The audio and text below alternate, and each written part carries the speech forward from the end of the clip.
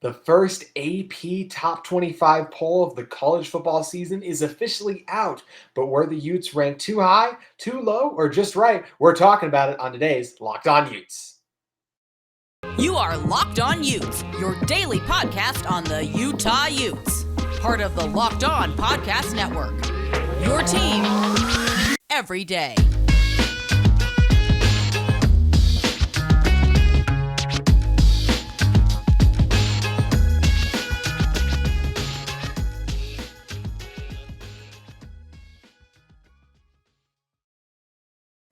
Hello, everyone, and thank you for making Locked On Utes your first listen every single day. We are available on all platforms, including YouTube. My name is JT Wistrcill, a former intern inside the University of Utah Athletic Department, now stepping out to give you guys the coverage you guys deserve after I graduated from the U.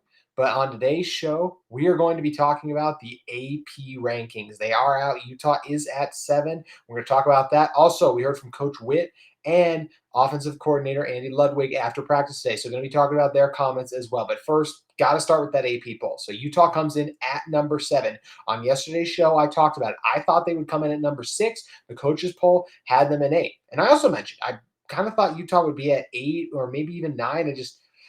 For the media poll, I just didn't think the media would value this team as much as the coaches do. And the media actually proved opposite. They value this Utah team more than the coaches do, which I was personally surprised by, but I think it is a credit to this Utah team and all that they accomplished last season. I think the media looked at it, understood their resume, and said this group deserves to be there. But personally, I still think they deserve to be a little bit higher. I think this team was worthy of a top 5 ranking, and we're going to go over a little bit more about some of those other teams about why Utah deserved that top 5 ranking. But just overall, I think Utah fans should feel very good about number 7. It's not easy to be a top 10 team in the country. Utah absolutely earned this spot. We knew they were going to be in the top 10, but 7 is still good. It could have been 8 or 9, but 7 feels like a good spot.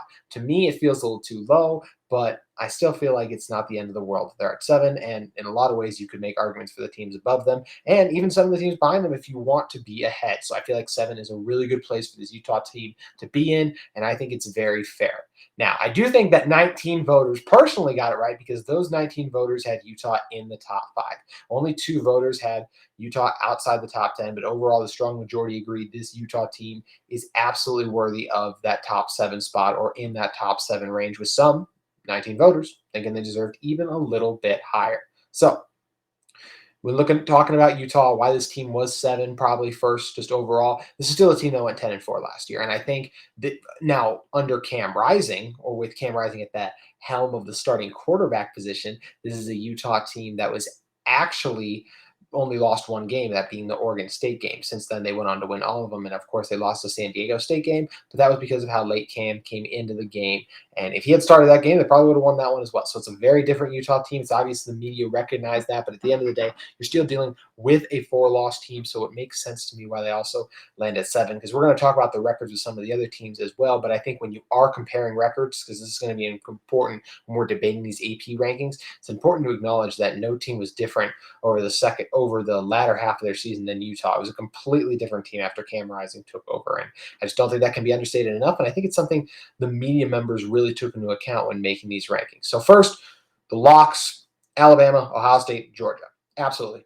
Alabama and Ohio State are kind of the top 2 teams unquestioned in the country.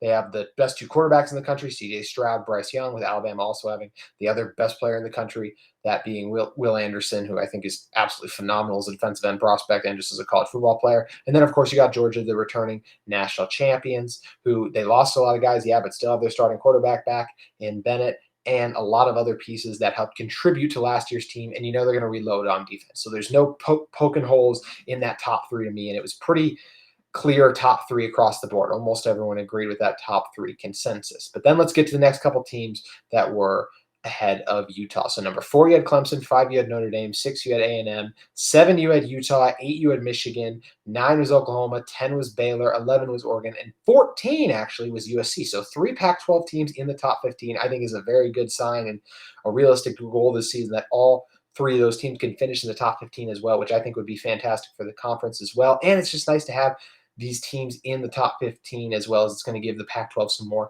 national exposure, especially if Oregon and Utah remain kind of the class of the conference. Obviously, with USC leaving, they don't provide the value, but Utah, the biggest value Utah is going to be able to provide in any of these media rights deals or anything going on is the fact that they're going to be winning and have a chance to be playing in the biggest games. And that is a very valuable commodity for these TV markets. They want to have those teams with the single-digit rankings next to them playing in their primetime games. Whichever team gets a Pac-12 package is going to have a chance to have that with not just Utah, but Oregon as well. But I thought Oregon's ranking was fair at 11, and USC, I think 14 is perfectly fine because this is a team that could really go either way to me. There's definitely a world where they can make it inside the top 10 to me if all things click, and there's a world, obviously, where they end the season unranked. So it's going to be interesting to watch them. But focusing it on Utah, so yeah, Utah at number 7. I personally think they should have been 4, and I'm going to go over why I think these other teams Utah should be higher than them. First, let's start with 6. So Texas A&M, it really does make sense to me. You have the 4 straight years of the top 10 recruiting class, and the 2022 recruiting class is the highest recruiting class of all time. But Jimbo Fisher, and for whatever reason, it doesn't matter if Kellen Mond's been at quarterback or some of the other guys they've had down there in Aggie, in College Station, it just hasn't worked out for one reason or another, whether that's inconsistencies, just mistakes. I mean, last year you beat Alabama, yet you still finished with 4 losses. And yes, Ole Miss was a really good team last year. Arkansas was a really good team last year as well.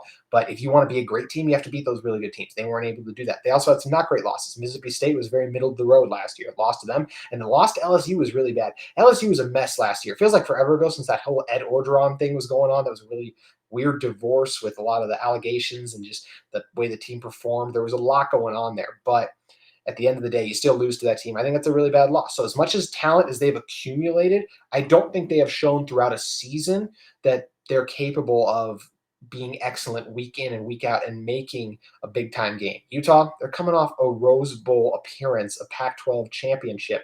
Texas A&M has had 2 winning seasons in the past 20 years. So I just think it is too much faith in A&M. I can understand why they would be 6. I really can. When you're staring at that much talent, it's hard to ignore it and be like, I don't think this is going to work, because I can see why you think it would. There's that much talent on paper, but games aren't played on paper for a reason. Lots of things go into that. Part of that is coaching. And I like Jimbo Fisher. Don't think he's one of the 5 best coaches in the country. And I think A&M, I think they're going to get it right soon. But I do think Utah deserves to be over them, because I think they're going to have at least a couple losses this year, whereas I only expect Utah to really have 1. So I think 2 to 3 losses will be the difference between Utah and A&M. Then you get to 5. That's Notre Dame. You get Marcus Freeman in there. You new offensive coordinator. You get a lot of returning starters back, but there is a quarterback battle. So when you're talking about college football teams, the first 2 things that come to your mind are who their head coach is and who their quarterback is. And as much as I like Marcus Freeman, it's a first-year head coach. He got a little bit of coaching experience in the bowl game. That did not go very well. I'm not going to judge him too harshly on that, but still just shows the inexperience of a coach to me. And I just think he's in a very difficult spot in his first season taking over this program, because it's just really hard to be great in your first year. Also, how about the test he has week 1? Notre Dame goes to Ohio State, and we just got done talking about what a good team Ohio State is. I just think that's an incredibly tough ask of this team, and they're the most obvious one to me as we get to after week 1 is played and the AP releases their next rankings. That's the one that I think will drop down, because I think Notre Dame's going to drop. And I think they are in for a disappointing season, because Marcus Freeman's still figuring things out, how to lead a team over the course of a season, get a new offensive coordinator in there as well. How's he going to settle and do his own thing? And you don't know who the quarterback's going to be. And I think that's a big up in the air point. And that was one thing that everyone kind of struggled with Utah last year. A lot of people thought Utah could be good going into the 2021 season, and because Charlie Brewer was accomplished as well. And that's the one difference as well I'll point out, was even though Charlie Brewer didn't work with Utah, I think one of the reasons people were still high on this Utah team going into last year, not as high this year, obviously, but because Charlie Brewer did have that Baylor success, so a lot of people thought it would just click and work out in Utah. Notre Dame's guys, they're all sophomores or younger underclassmen who don't have that experience. So I'm genuinely concerned when the most important position on the field is still a question mark for you. So I feel like Utah should definitely be over Notre Dame as well. Then you get to Clemson. And Clemson for me is here because obviously Dabo Swinney is a fantastic coach. DJ Uiagalelei is a really good quarterback, but was very up and down last year. We can talk about that in a second. And yeah, I just think it's the trust of Clemson. They've been the dominant team in the ACC for the past decade, but last year matters. And you know what else matters? Losing your offensive and defensive coordinators as well. And they lost both of them. Also lost their defensive line coach. And Clemson has had a lot of great defensive line talent come through. When you lose your defensive line coach, the guy who's in charge of recruiting a lot of those guys, that leads to concern as well. So I just think that Clemson is a little bit riding the legacy they had, because if we look at their season last year, I know they went 10-3, but they weren't even conference champions. It was a very disappointing, underwhelming year. We saw what they looked like versus one of the best teams in the country in Georgia. They mustered 3 points. We saw what Utah looked like against one of the best teams in Ohio State, and led to an extremely high-scoring, incredible Rose Bowl affair that we were all super excited to bear witness to. So for me, I just think Utah should be better than them because of the consistencies. They should be higher than Clemson because of the consistencies they have on their roster, what they did building off of last season versus how disappointing Clemson was. And who do you trust more right now, Cam Rising or DJ Uyunglele? I trust Cam Rising more. And that's the biggest thing when we're talking about these teams. Let's look at my top 4 teams, how I would have it. Alabama, yeah, Bryce Young's awesome. Ohio State, CJ Stroud, incredible. Georgia, I don't love Stetson Bennett, but I know you can win a national championship with him as they're coming off one, and he's a really good game manager. He's proven that he can make throws in clutch moments. You know who else proved that? Cam Rising, more so than whoever Notre Dame's going to come out with, whoever Texas A&M is going to have as their signature caller, and even then DJ Uyunglele at Clemson, because he had a very underwhelming season a year ago. So when you talk about the momentum that Utah is carrying into this season, it's higher than any of those 3 teams listed above them, and I trust their quarterback a lot more as well. And you factor in all those returning starters too. I really do believe Utah should have been at number 4 on this list, and I think they have a really compelling case to do so. But either way, still got to be really happy with 7. The national respect this team deserves, they're starting to get it. I didn't think they would even be at 7, so I'm very happy they are, and I think there's definitely room to improve. And after week 1, I think this Utah team is going to go up the board, not just because of Notre Dame's loss to Ohio State, and maybe even, who knows, maybe an Oregon shocks the world and goes down to Georgia, and Dan Lanning gets the big win against his former head coach and the team he just won a national championship as well, that being Kirby Smart in Georgia.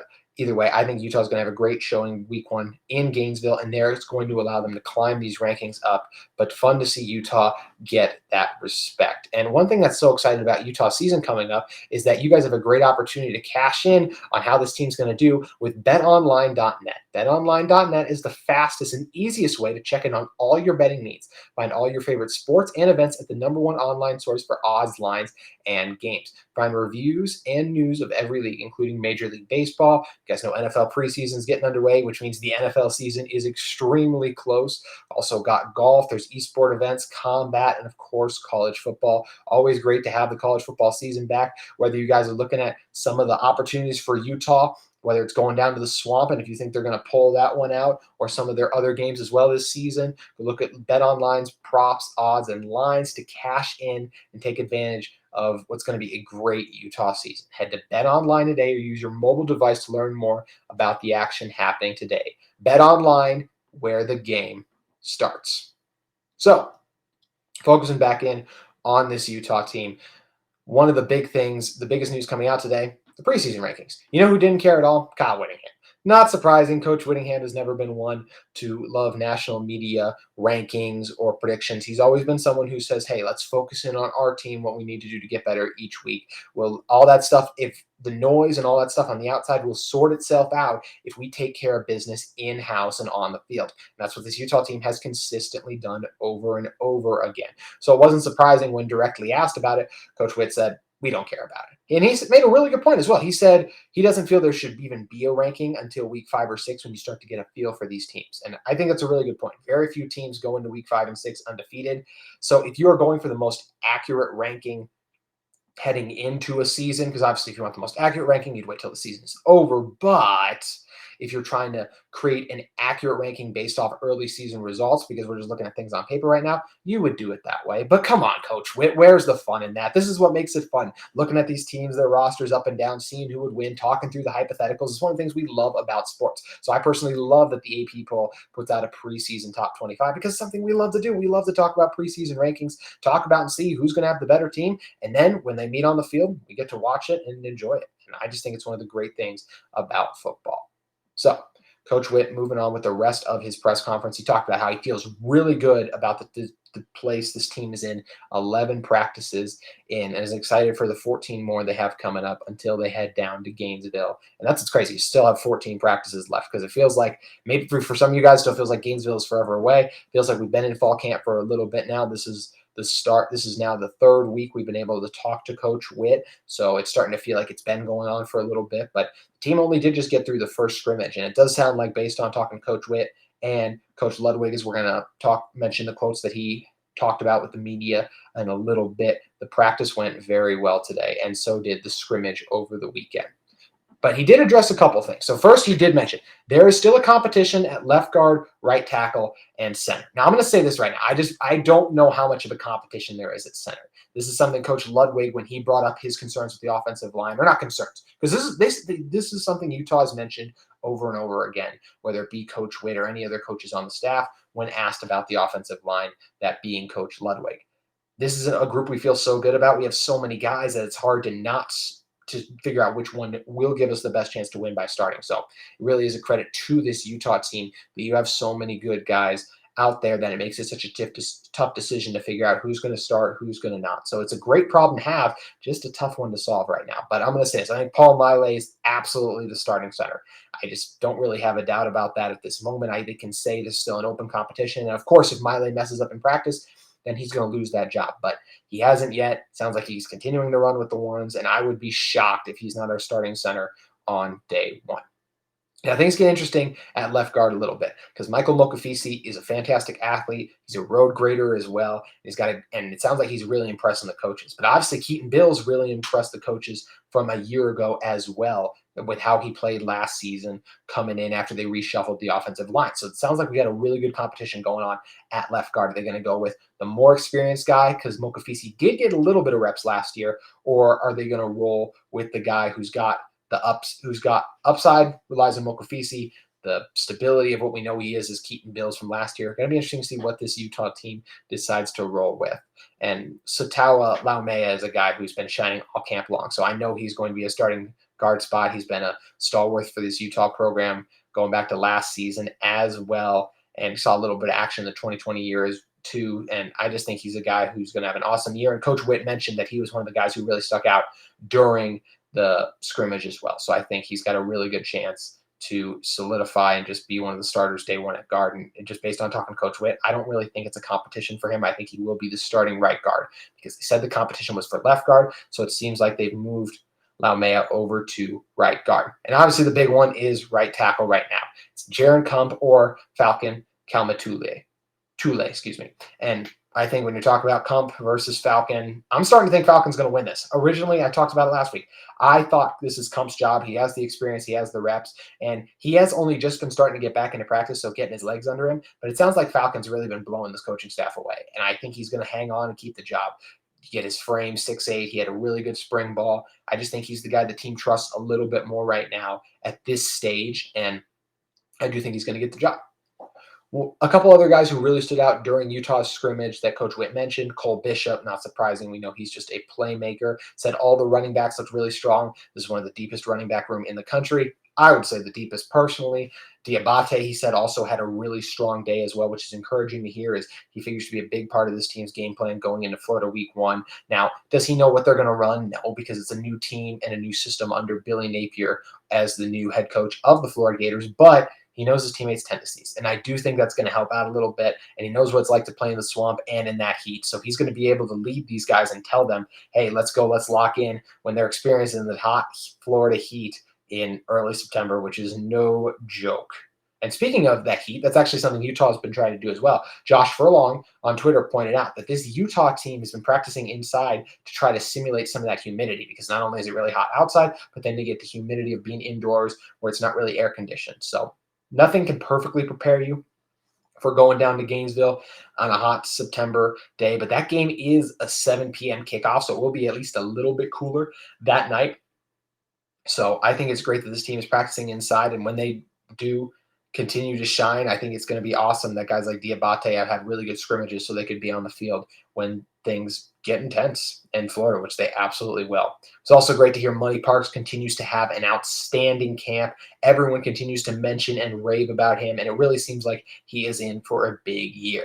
Another thing Coach Witt talked about was that there's really 6 linebackers playing well, but he only mentioned the main guys by name. So at the moment, I really think he's just giving the other guys a little bit of extra love, but I'm only going to talk about the ones he mentioned by name because I think he was just trying to give props like, hey, you're doing good out there, but I don't think they're really in this. It's Diabate, it's Reed, it's Barton, it's Medlock. And I really do think day one as Diabate gets healthier and healthier, I think he's going to have a really good chance to be out there right away. Early reviews were that it was Reed and Barton. So at the moment, I might stick with that. But man, getting Diabate healthy and knowing that he knows what it's like to play in Gainesville, it's going to be really hard not to stop him in week 1. Another thing that was talked about was Gabe Reed is still kind of been dealing with some injury stuff. So who's going to step in at that defensive end spot? Connor O'Toole's been a guy, as well as Jonah Ellis. Sugi Turaga is another guy who's really done a good job along the defensive line as well. And I think this is a Utah team that's got to be really excited about the defensive end depth they have. And it's going to be fun to see what this group can do getting after the quarterback. Obviously, it was so nice. You knew you had Tafu on one side and you had Van Fillinger on the edge. So if Gabe Reed's not able to get back and healthy, is one of these guys, whether it is O'Toole or Ellis or any of the other guys in this defensive end room, are they going to be able to break out and have a strong season across from Van? Because I think Van is in for a great year, and this coaching staff continues to rave about how he's looked in the early portions of camp. Another thing Coach Witt talked about was how Money Parks, Jalen Dixon, Clark Phillips, and Devon Vele are all kind of vying for the punt return spot right now. And personally, I really want to see Clark Phillips get it. There's just something electric about a corner who not only shuts guys down, but can also, we know he, from his pick sixes and the times he's made plays with the ball in his hands, that he's capable of taking it back and getting 6 points. And I personally think that Clark is the best guy for this job, and I really hope he wins it. I think if you want to launch a Clark for Heisman campaign as well, what better way to do it than have him returning the ball, scoring touchdowns and right cycles, getting that place going as he takes those punts to the house. So I really hope he wins it, but I think Money Parks, Jalen Dixon, Devon Vele, I think they would all do a phenomenal job. Now, moving on to what Coach Ludwig said, and this is also something Coach Witt talked about, but I wanted to bring it in with Ludwig as well because he really elaborated on it too. They both said this is what we all suspected. It's a two-man competition for quarterback 2. Nate Johnson's out. This is firmly Jaquindon Jackson versus Bryson Barnes for quarterback number 2. And they're competing. They both had outstanding scrimmages, Coach Witt said. It's officially down to them, and after next Saturday's scrimmage, so we'll hear on Monday who is officially quarterback 2, because they've been really splitting the reps, and that's something this Utah team doesn't want to do anymore. They're ready to go back to just giving one backup quarterback guy the lion's share of the reps, so that when those times and situations come in games, they've had the reps to be prepared and are ready to go out there and execute. And that's only going to happen if you stick to your backup quarterback and make a plan to give him the reps. And I think that's what they're going to do. And Coach Witt's talked about, Coach Ludwig as well, how improved Jaquindon is. They mentioned he's had a really great camp, and we know what Bryson can do. Obviously, this is a coaching staff that trusted him to go in during the Rose Bowl, the most critical of moments in Utah's entire season, with their final game, win or loss, their first ever Rose Bowl championship on the line, and he made the plays and necessary throws to put them in position to win that game. So it's going to be fun to see who ends up winning this quarterback 2 battle. I still think Jaquindon is going to surprise people and come out and take it, but I think Bryson could easily just take it as well. I'm kind of like a coin on this. It's a coin flip for me. One day I feel that Bryson's going to get it. One day I feel Jaquindon's going to get it. It's going to be a lot of fun to see who actually ends up getting it. One of the other things Coach Ludwig talked about was how he feels like this team is on track to be ready in week 1. There's tons of things you can nitpick and do better, but in terms of what he's seen, he sounds like he's very pleased. He said that there were a lot of positives generated from the first scrimmage. That's a quote, and this is another quote as well. He said there were some explosive plays, that they took care of the football, and I think we're on track. But like I mentioned, got a lot of work to still do, which makes sense. Every single coach is going to say his team's got a lot of work to do, doesn't want them to get complacent, be satisfied, and there's always little things you can improve on, because what your goal is perfection, and by aiming for perfection, when you fall short, you still end up really, really good to sometimes even great. One of the things I was most encouraged by reading that quote is just hearing about those explosive plays, because I think that's something all Utah fans are excited for and hoping to see this year. We're hoping to see Money Parks 40-yard touchdowns, Makai Cope with big touchdown catches, Devon Vele, the 50-yard touchdown, 60 yards, just really those explosive plays is something this Utah team hasn't had a lot of through the air. And I think it's going to be a lot of fun to see if we can get some of those this season.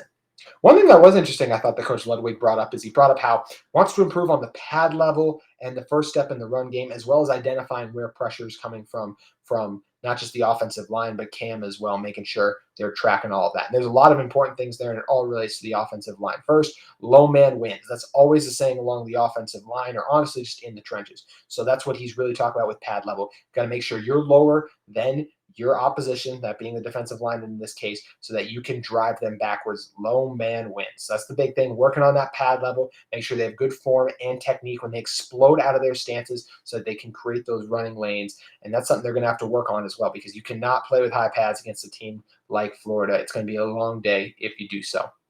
Also, just working on those first steps in the run game. Everything in football happens so quickly. Seconds when you're blocking, though, can feel like eternity at times. So it's really making sure you get off to a really good first step, because it all starts from there. If you have a bad first step, everything can get thrown off. You're out of position. You can't work a double team, so it messes someone else up. So it's really important that they come together and fix those first steps as well, because that's a huge thing. You cannot get off. It's like a bad snap. It messes up the timing. A bad first step can throw off the timing as well, because then your second step is correcting or getting on the right track that your first step should have taken you, rather than if you took the correct first step, then you're already on the right path. So what's the next thing I need to do? That would be the second step. So definitely still working on those fundamentals, and it's great this team got in that scrimmage atmosphere to get those live reps.